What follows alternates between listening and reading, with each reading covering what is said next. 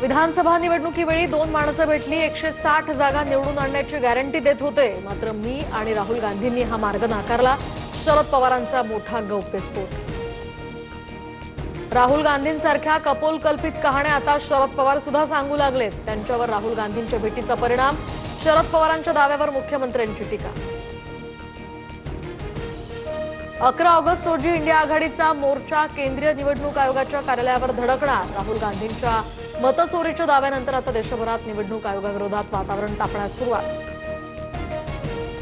शिर्डी मतदारसंघामध्ये सुद्धा मतदार नोंदणी घोटाळा. आयोगाकडे माहिती मागून सुद्धा ती दिली नाही. बाळासाहेब थोरातांचा आरोप, तर स्वतःचं अपयश झाकण्यासाठी थोरातांचं बेताल वक्तव्य. विखे पाटलांचा पलटवार.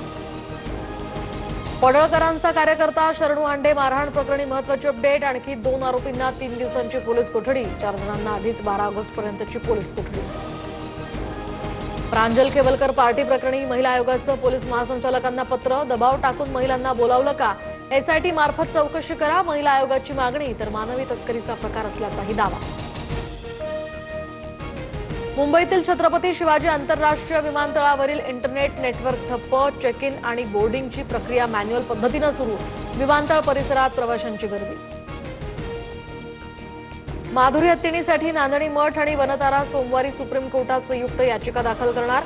मठाच्या परिसरात हत्तीणीसाठी पुनर्वसन केंद्र उभारण्याचाही निर्णय.